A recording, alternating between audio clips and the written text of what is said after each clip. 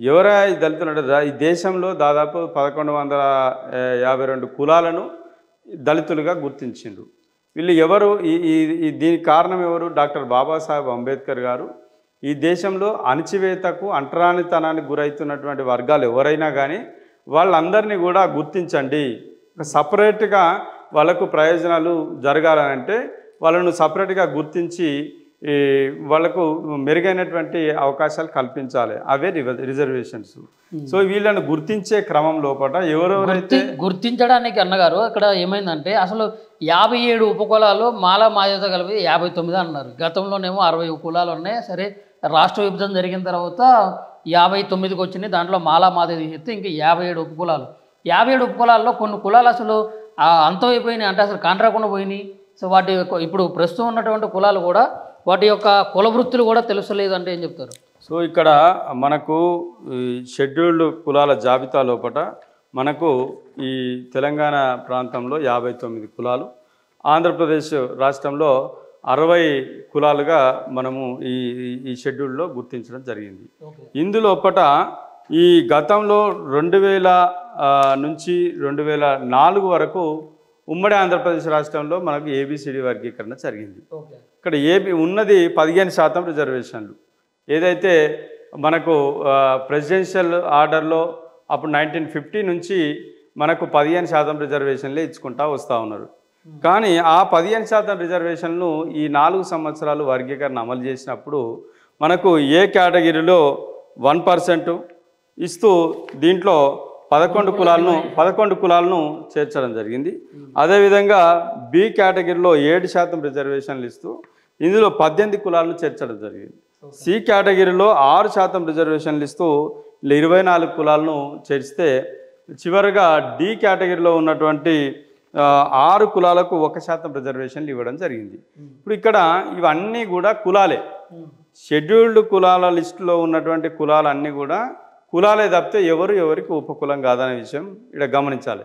ఉపకులం అనే పదం వాడుతున్నామంటేనే అదొక కుట్ర, అదొక మనువాద భావజాలమే ఈ ఉపకులం పదం.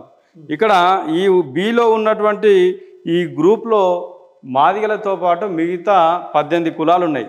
ఇందులో అరుంధతి ఉన్నది, తర్వాత బైండ్ల ఉన్నది, మోచి ఉన్నది, బేడబుడుగ జంగం ఉన్నది, తర్వాత డక్కలు ఉన్నది, దోరున్నది, తర్వాత కొల్పుల వాళ్ళు ఉన్నారు, మాదిగా ఉన్నారు, మాదిగా మాస్టర్ ఉన్నది, మాంగ్ ఉన్నది, మాంగ్ గరోడి, ఇట్లా సమగర చిందులు అందరూ కూడా బి కేటగిరీలో ఉన్నారు. ఈ బి కేటగిరీలో ఉన్నటువంటి ఈ మాదిగలు కూడా ఉన్నారు, వాళ్ళకు సీరియల్ నెంబర్ ఉన్నది. ఇక్కడ మిగతా కులాలు అన్నిటికి కూడా ఒక సీరియల్ నెంబర్ ఉంటుంది. దీంట్లో ఎవరికి ఉపకులం కాదనేటువంటి విషయాన్ని మనం గమనించాలి. ఇది సి కేటగిరీలో కూడా అంతే. సిలో ఉన్నటువంటి మాలలు ఇలా మనకు 35 నంబర్లో ఉంటే మిగతా కులాలన్నీ కూడా ఇలా గోసంగి కానీ, హొలియదాసరి కానీ వీళ్ళందరికీ కూడా ఒక్కొక్కలకు పంబాల కానీ, మాదాస్ కుర్వ కానీ ఈ కులాలన్నీ కూడా ఎవరికి వారుగా ఈ కుల సపరేట్ కులాలుగా ఉన్నటువంటి. అయితే ఇక్కడ విషయం ఏంటంటే ఈ 2 కులాలు ఈ జనాభా ప్రాతిపదికగా ఎక్కువ ఉన్నటువంటి కులాలు మాలమాదిగ కులాలు. ఈ మాలమాదిగ కులాలు కాకుండా మిగతా కులాలన్నీ కూడా కళా వృత్తులు, అదేవిధంగా చేతి వృత్తులు చేస్తూ బతికేటువంటి సంచార జీవనం చేసేటువంటి కులాలు. అయితే వీళ్ళందరూ కూడా ఈ సంఖ్యలో కొంచెం తక్కువ ఉన్నటువంటి పరిస్థితి లోపల ఈ కులాల యొక్క దీంట్లో రాజకీయ చైతన్యం కానీ, లేకపోతే నాయకత్వం వహించేటువంటి పటిమ కానీ లేకపోవడం, విద్యకు దూరంగా ఉండడం వల్ల ఈ కులాలు అంతగా చైతన్యం లేకపోయినాయి. సో ఈ కులాలను కూడా వాళ్ళు ఆ కేటగరైజేషన్ జరిగినప్పుడు ఈ అన్ని కులాల యొక్క ప్రయోజనాలు అన్నీ కూడా ఈ 2 కులాలనే పొందినటువంటి పరిస్థితిని మనం చూసినాం. అయితే ఈ కేటగరైజేషన్ జరిగిన తర్వాత 2004లో ఏదైతే దాన్ని కొట్టేసారో సుప్రీంకోర్టు, ఈవి చెన్నయ్య కేసులో ఆ సుప్రీంకోర్టు ఈ వర్గీకరణ కొట్టేసిన తర్వాత 2008లో మనకు జస్టిస్ ఉషా మెహ్రా కమిషన్ అనేటువంటిది ఏర్పాటు చేయడం జరిగింది. అప్పుడు ఈ వర్గీకరణ జరిగినప్పుడు ఎవరెవరికి లాభం జరిగింది, ఎవరికి నష్టం జరిగింది అనే దాని మీద రివ్యూ చేస్తే వాళ్ళు పూర్తిగా పరిశీలన చేసినప్పుడు ఇక్కడ మళ్ళా ఈ మాలామాదిగ కులాలు వాళ్ళ యొక్క జనాభా కంటే, వాళ్ళ జనాభా నిష్పత్తి కంటే ఎక్కువ ఫలాలు పొందినాయని చెప్పేసి వాళ్ళు గుర్తించడం జరిగింది. గుర్తించిన తర్వాత మిగిలిన 57 కులాలన్నీ కూడా తీవ్రంగా నష్టపోయినాయి. వీళ్ళెవరు కూడా ఆశించిన స్థాయిలో అందుకోలేదు. ఇప్పటి వరకు కూడా ఆ కులాల లెక్కలు కూడా బయటకు లేవు. ఎందుకంటే ఇప్పటి వరకు కనీసం ఈ జనాభా లెక్కలు తీసుకున్నా కానీ ఈ మాలమాదిగ కులాల లెక్కలు కొంతవరకు ఉన్నాయి కానీ మిగిలిన కులాల లెక్కలు ఈ 57 ఉప కులాలలో ఏ కులం ఆ కులం సపరేట్ అన్నారు కదా, వాళ్ళు కూడా direct Madiga SC certificate direct తీసుకుంటున్నారు, అంటే మాదిగల్లో కలిసిపోతున్నారు లేదా మాలలో కలిసిపోతున్నారు, ఇట్లా దొంగ సర్టిఫికెట్లు తీసుకుంటున్నారు అనేది ఒక వార్త ఒకటైతే. ఇప్పుడు ఏదైతే వెనకబడ్డటువంటి కులాలు ఉన్నాయో ఆ కులాల వారు వాళ్ళ అసలు కుల వృత్తిని మర్చిపోయారని వస్తున్నటువంటి వార్త ఒకటి. ఇప్పుడు ఇక్కడ విషయం ఒకటే బ్రదరు, ఈ కులాలకు ఇవాళ కుల ధృవీకరణ పత్రాలు ఇచ్చే కాడనేమో మాలమాదిగలకు తహసీల్దార్ ఇస్తాడు, వాళ్ళ మండలాల పరిధిలో ఉండేటువంటి అధికారి. ఈ మిగతా కులాలకేమో ఆర్డీఓ, ఒక కులానికైతే కలెక్టర్ ఇస్తాడు. వీళ్ళు ఈ చిన్న చిన్న వృత్తులు చేస్తూ విద్యకు దూరంగా ఉన్నటువంటి కులాలు ఆర్డీఓ స్థాయి అధికారి దగ్గరకు పోయి ఆయన సర్టిఫికేట్ తీసుకోవాలంటే అది జరగని పని.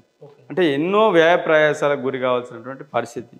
ఇట్లా తీసుకోవడం వల్ల వీళ్ళ చాలామంది కూడా ఆ పత్రాలు కూడా పొందలేక వాళ్ళ సంక్షేమ ఫలాలు కూడా పొందడంలో అనేక రకాల ఇబ్బందులు పడి ఒక్కొక్కసారి అధికారుల ఒత్తిడి మేరకు ఈ మాలమాదిగ కుల సర్టిఫికేట్ తీసుకున్న పరిస్థితి కూడా ఉన్నది.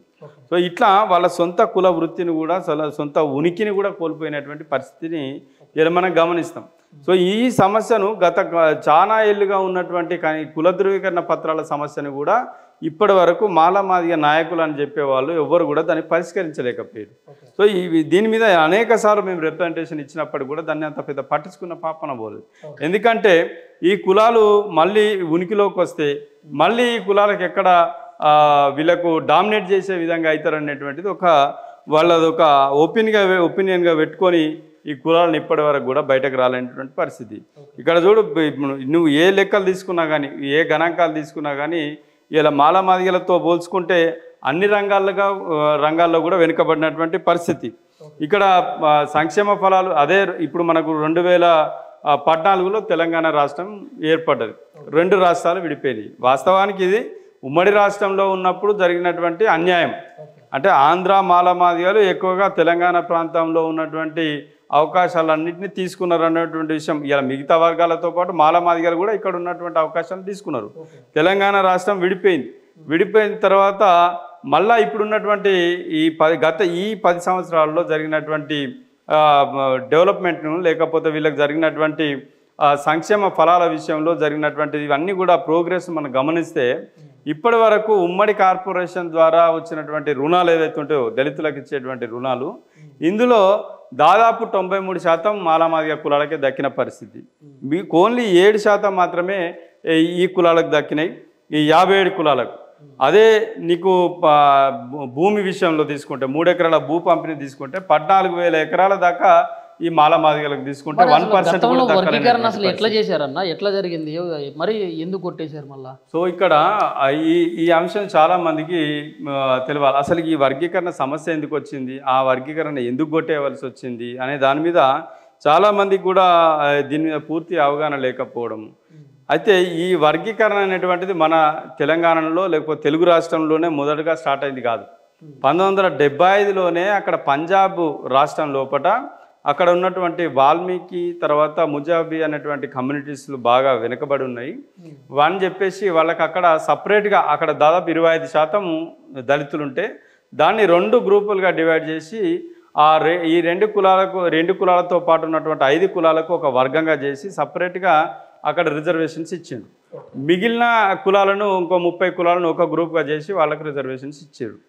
అయితే 1975 నుంచి వర్గీకరణ జరుగుతున్నటువంటి క్రమం లోపల దాన్ని బేస్ చేసుకొని 2000 సంవత్సరంలో ఈ చంద్రబాబు నాయుడు ప్రభుత్వం ఈ ఉమ్మడి ఆంధ్రప్రదేశ్ రాష్ట్రంలో ఎస్సీ వర్గీకరణ చేయడం జరిగింది.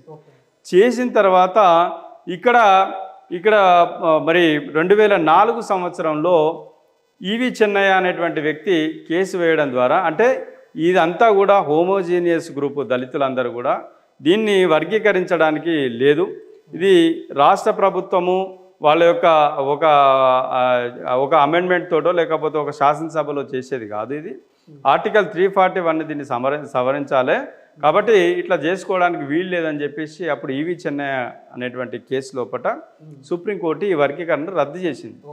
రద్దు చేసిన తర్వాత దీని తర్వాత 2006 లోపల ఇదే అక్కడ ఒక కిషన్ పాల్ అనేటువంటి వ్యక్తి ఏదైతే పంజాబ్ రాష్ట్రంలో 30 ఏళ్ళుగా అమలు జరుగుతున్నటువంటి రిజర్వేషన్ల వర్గీకరణ మీద ఆయన కూడా కేసు వేసిండు. అయ్యా, ఆంధ్రప్రదేశ్ రాష్ట్రంలో ఇట్లా వర్గీకరణ కొట్టేసిరు, మీరు ఇన్నేళ్ల నుంచి ఇక్కడ అమలు చేస్తున్నారు, ఇది కూడా చెల్లదని చెప్పేసి ఆయన ఒక హైకోర్టులో కేసు వేసిండు.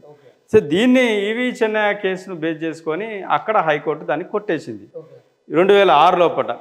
2006 లోపల కొట్టేసిన తర్వాత అక్కడ పెద్ద ఎత్తున అక్కడ డిమాండ్ ఉద్యమం రావడం వల్ల మళ్ళీ ఎట్లనే చేసి వీళ్ళకు వర్గీకరణ ఇవ్వాలని చెప్పేసి ఈ వాల్మీకి అండ్ ముజాబీ కమ్యూనిటీస్కు వాళ్ళకు సర్వీస్ సెక్టార్లో రిజర్వేషన్లు కల్పిస్తూ మళ్ళీ వేరే విధంగా వాళ్ళకు ఫస్ట్ ప్రయారిటీ ఇస్తూ ఎస్సీ వర్గీకరణ అక్కడ అమలు చేశారు. ఇట్లా చేసిన క్రమంలో 2010లో మళ్ళా ఇక్కడ దావిందర్ సింగ్ అనేటువంటి వ్యక్తి ఏం చేసిండే, దాన్ని మళ్ళా కేసు వేసిండు అక్కడి హైకోర్టు లోపల. మళ్ళీ కొట్టేయడం జరిగింది 2010లో. అరే ఇది కొట్టేసిన తర్వాత ఏం చేసింది, ఇక ఇట్లా కాదని చెప్పేసి పంజాబ్ ప్రభుత్వం సుప్రీంకోర్టును ఆశ్రయించింది. సుప్రీంకోర్టును పంజాబ్ ప్రభుత్వం ఆశ్రయించింది ఈ కేసులో. అక్కడికి పోయిన తర్వాత ఈ సుప్రీంకోర్టు ఏం చేసింది, 2014 లోపల దీన్ని ఈ కేసు విషయం లోపల అసలు ఈవి చెన్నయ్య కేసు ఏం చెప్పింది దాని మీద ఒకసారి పునఃసమీక్ష చేయాలని చెప్పేసి ఒక 5 బెంచ్లతోటి 2020 లోపల ఒక బెంచ్ని ఏర్పాటు చేయడం జరిగింది. అరుణ్ మిశ్రా నేతృత్వంలో ఒక బెంచ్ని ఏర్పాటు చేస్తే దాని మీద ఈవి చెన్నయ్య కేసును అంతా కూడా రెఫర్ చేసి, అయ్యా బాబు ఈ కేసు మనం ఇదంతా రిఫర్ చేసిన తర్వాత ఇందులో అన్యాయానికి గురవుతున్నటువంటి కులాలు ఇంకా అన్యాయానికే గురవుతున్నాయి, ఇందులో మేజర్గా ఎవరికైతే మళ్ళా లాభం జరిగిందో వాళ్ళకే లబ్ధి జరుగుతూ ఉన్నది, కాబట్టి ఎస్సీ వర్గీకరణ చేయవలసింది అని చెప్పేసి వాళ్ళు ఒక తీర్పునిస్తూ, అయితే ఇది మళ్ళీ హయ్యర్ బెంచ్కు అప్పుడు 5 సభ్యుల బెంచ్ కదా, ఈవి చెన్నయ్య కేసు కూడా 5 సభ్యుల బెంచే, అరుణ్ మిశ్రా కేసు కూడా 5 సభ్యుల బెంచే, కాబట్టి 7 మెంబర్స్ కాన్స్టిట్యూషనల్ బెంచ్కి రిఫర్ చేశారు. అప్పుడు చేసినప్పుడు ఏమైందంటే 2022లో ఈ జస్టిస్ చంద్రచూడ్ నేతృత్వం లోపల ఆ బెంచ్ను ఏర్పాటు చేయడం జరిగింది. వాళ్ళు ఏం చేశారు, దీన్ని అంతా కూడా పునఃపరిశీలన చేసి మొన్న 2024లో దీని మీద తీర్పిచ్చారు. ఇది ఈ కేసు యొక్క పూర్తి సారాంశం. ఈ 2024లో ఏం చెప్పారంటే, దీంట్లో ఎవరైతే ఈ మొత్తం దళితులలో అంటే దేశవ్యాప్తంగా ఉన్నటువంటి దళితులలో, ఇది తెలంగాణకు సంబంధించి ఇలా కేసు కాదు ఇది, ఇందులో ఇక్కడ పోరాడే నాయకులు కూడా ఈ కేసుకు సంబంధించి దానికి సంబంధం లేని విషయం.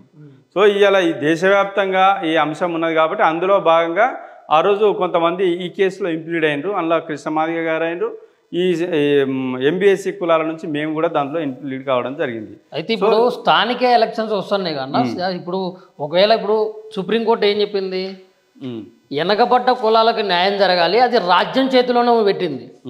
రాజ్యం చేతిలో అంటే ఇప్పుడు మరి ఒకవేళ తెలంగాణ రాష్ట్రంలో కానీ మరి కేంద్రంలో కానీ ఒకవేళ వర్గీకరణ చేసినట్లయితే, ఒకవేళ దానికి గ్రీన్ సిగ్నల్ ఇచ్చినట్లయితే మళ్ళీ సుప్రీంకోర్టు మాకు అంటే నేను ఇచ్చిన తీర్పుకి అనుకూలంగా లేదని మళ్ళీ దాన్ని కూడా కొట్టేసే అవకాశాలు ఉన్నాయా, లేవా? ఇప్పుడు ఇక్కడ ఆ తీర్పును బేస్ చేసుకొని ఇక్కడ రాష్ట్ర ప్రభుత్వం కూడా వర్గీకరణ చేయడానికి సంసిద్ధత వ్యక్తం చేసి వాళ్ళు ముందుకు పోతున్నారు. ఒక కమిషన్ అయితే పోతున్నట్లయితే కనిపిస్తలేదు. ఇప్పుడు కమిషన్ వేసారు కదా, ఒక జ్యుడిషియల్ కమిషన్ వేసారు, అంటే ఎట్లా చేయాలనే దాని మీద జ్యుడిషియల్ కమిషన్ రివ్యూ చేయాల్సినటువంటి అవసరం ఉంటుంది. అంటే అందరితోటి అంటే ఆ కమిషన్ ఏం చేస్తుంది, జ్యుడిషియల్ కమిషన్, ఇది కమిటీ కాదు, ఒక రిటైర్డ్ జడ్జి తోటి వాళ్ళు కోర్టు ఏం చెప్పింది, ఇక్కడ ఉన్న వాస్తవ పరిస్థితులు ఏందో ఇవన్నీ కూడా ఇది పరిశీలించవలసినటువంటి బాధ్యత కమిషన్ మీద ఉంటుంది. కాబట్టి ఇది ఒక ముందడుగా చెప్పుకోవచ్చు. మనకి ఇక్కడ కోర్టు చెప్పిన దాంట్లో ఏముందంటే, ఈ ఉన్న మొత్తం ఎస్సీ కులాలు ఎవరైతున్నారో, ఎస్సీ దళిత జనాభా ఎవరైతున్నారో వీళ్ళందరిట్లో కూడా ఇన్అడిక్వేట్ రిప్రజెంటేషన్ ఆఫ్ కమ్యూనిటీస్ ఎవరైతున్నారో, అంటే ఇప్పటి వరకు ప్రాతినిధ్యం లేనటువంటి వర్గాలు ఎవరైతున్నారో వాళ్ళను గుర్తించాలి.